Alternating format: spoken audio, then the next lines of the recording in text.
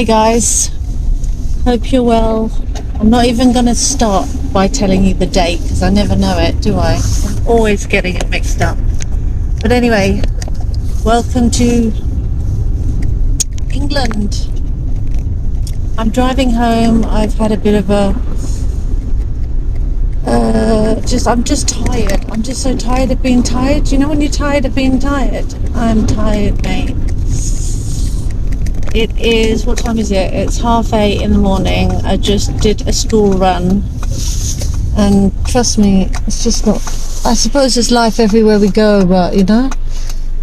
The thing is with England, everywhere you go, there are temporary lights. Am I wrong? Am I right? Temporary lights. You just want to think that they must do it on purpose or something. Temporary lights, temporary lights. Why would you put temporary lights or start doing roadworks on the school run or when people? Why don't you just do it after rush hour in the evening? If you have to do something like that, why don't you do it then? It's almost like, I'm a bit of a conspiracy theorist anyway. I believe in all sorts of things like social engineering and, what's the word for it? I don't know. It's almost like they do these little practice runs to get us all in some sort of panic or to see how we do. Like, what the heck? I tell you, sometimes you're sitting with these red lines in traffic, if you were looking on Google Maps. It's so ridiculous.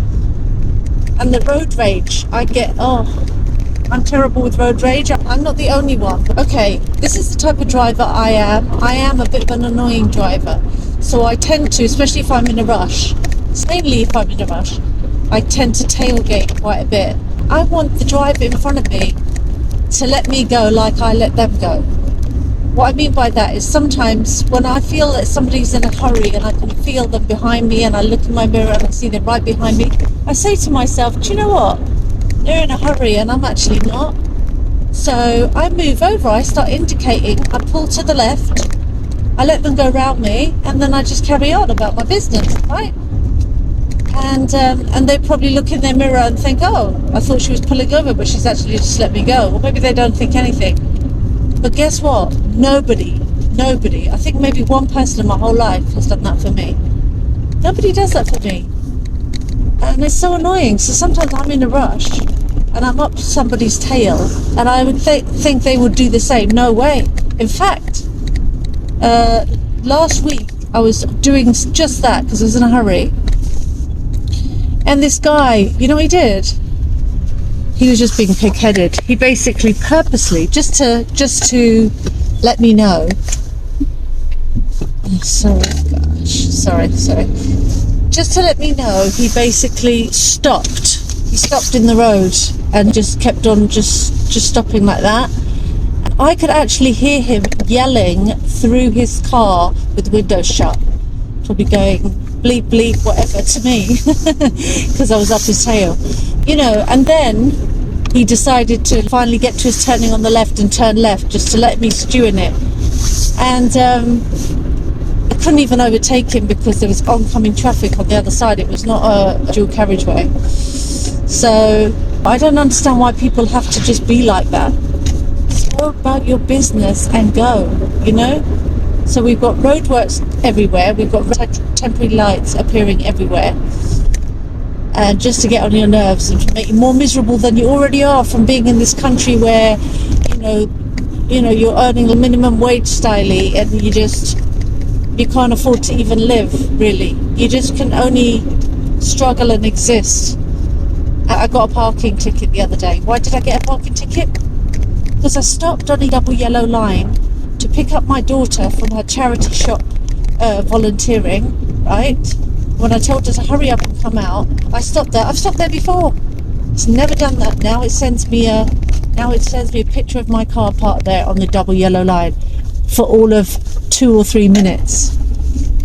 That's a big crime, that's really bad. So now I've got to pay £100 or £60 if you pay within 14 days.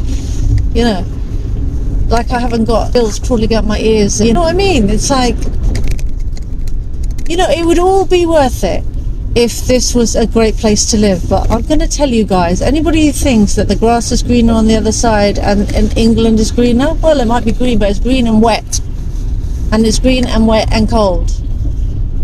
And it's just, I don't know, man. I'm telling you, you see all these videos of people saying, I'm leaving the UK, I've left the UK. And honestly, even though that it's annoying that all these videos are popping up in our feeds, at the same time, it's kind of true, though. That's the thing. People are leaving the UK, and I would leave the UK tomorrow. Tomorrow, you put a bundle of cash in my hands, I'm not even going to blink. I'm not even going to say to myself, oh, with that bundle of cash, I'm going to move to the country and live on a... No. Had enough.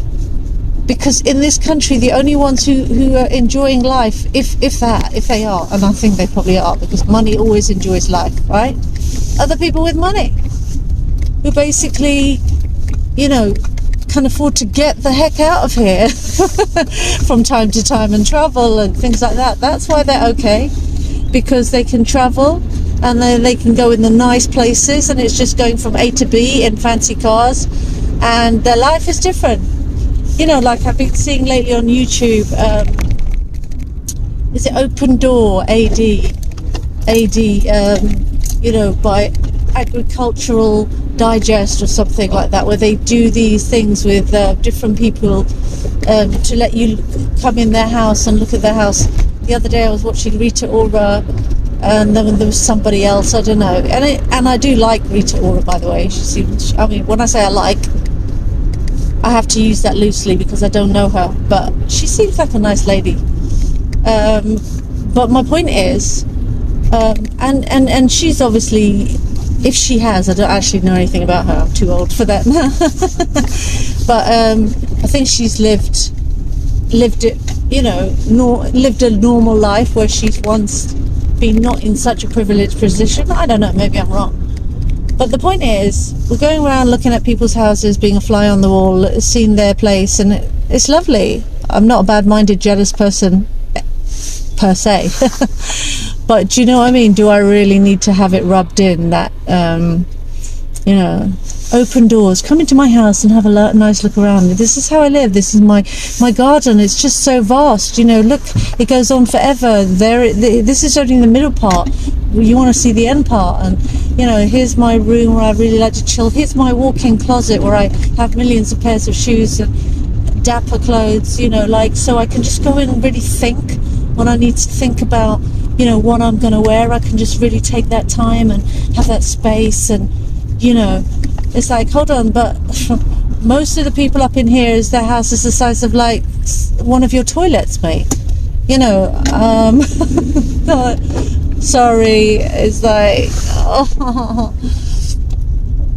it just seems so, this world does seem so unfair, right? I know it does. And yet we can't just boo-hoo and feel sorry for ourselves all the time. That's not a good thing. You know. And one time I commented on this video.